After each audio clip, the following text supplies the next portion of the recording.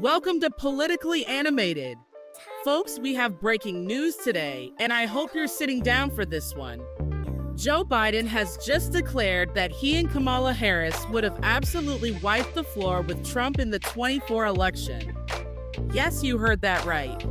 Biden, the man who can't find the exit off a stage, and Kamala, whose speeches sound like she's still figuring out what she's saying as she's saying it, are now the unbeatable dream team.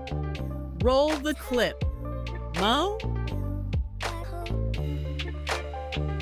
Okay, Joe Biden in his exit interview with USA Today claims that he could have beaten Donald Trump had he stayed in the race. So this begs the question, could Biden have won the 2024 election had he stayed in the race?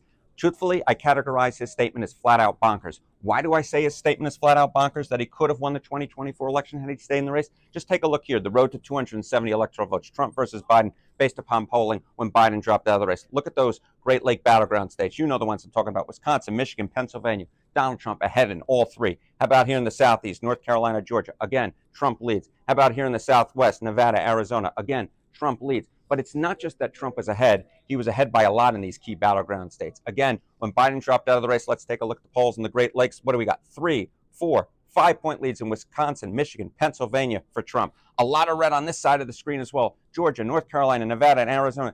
Those key Sunbelt battleground states, 5, 6, 6, and 6-point leads. My goodness gracious. Of course, this is just one point in time. I know that's what Joe Biden would like to argue. So let's look at the entire 2024 campaign. Days Biden led Trump in 2024 when Biden was still in the race. Get this, 0, nada, no days was Biden ahead of Donald Trump. Now, of course, we look at one point in time, we'll look at when Biden was still in the race. What would have happened if Biden had stayed in the race? Is there any record of candidate as unpopular as Joe Biden winning? Look, Biden's net approval rating on election day, minus 19 points. Look at this.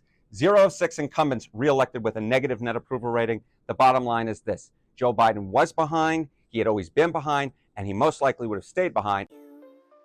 Okay, I don't know whether to laugh or cry here. Does Joe think we've all just forgotten how badly they've fumbled the past few years?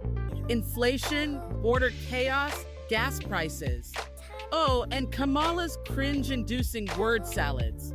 The passage of time is significant in the passage of time. Genius.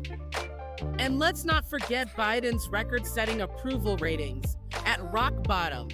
I mean, this man's approval rating is so low, even Congress was like, hey, at least we're not that bad. But sure, Joe, tell us more about how you'd crush it in a rematch. Can you imagine Trump's face hearing this? I bet he's somewhere right now saying, they couldn't beat me even if they had all the mail-in ballots on speed dial. And honestly, he might not be wrong.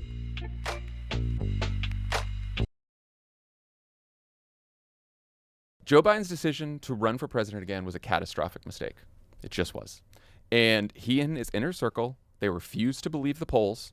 They refused to believe he was unpopular. They refused to acknowledge until very late that anyone could be upset about inflation. And they just kept telling us that his presidency was historic and it was the greatest economy ever. We just heard him again say that it's the greatest economy ever. Clearly, 70, 80% of voters don't believe that. They don't believe that about their own personal financial situation, but they just keep telling us that. And then after the debate, the Biden people told us that the polls were fine.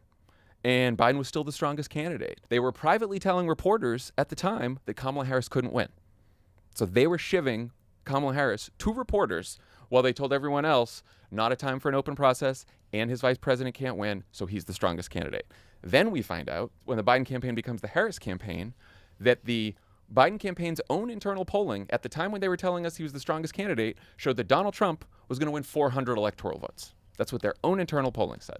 There were polls showing 80% of voters thought Joe Biden was too old to get a second term before the debate. And then we all watched the debate. And then in the last few weeks, Biden was campaigning and he said, we need to lock Trump up. He created a controversy over whether Trump supporters were garbage. He said, the weird thing about slapping Trump on the ass. Like his moments on the campaign trail weren't flawless either. You cannot. It's absurd. It's absurd. absurd. I'm trying to be generous here. I'm not. I'm done being generous. I want to stay for the record. I also think all the TV money ads should be. Should be rethought.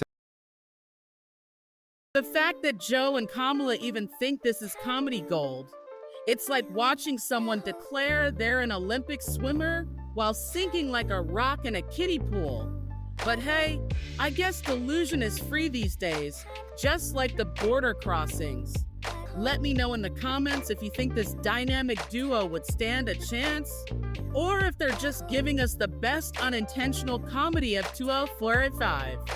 Don't forget to like, share, and subscribe for more reactions to this circus we call politics.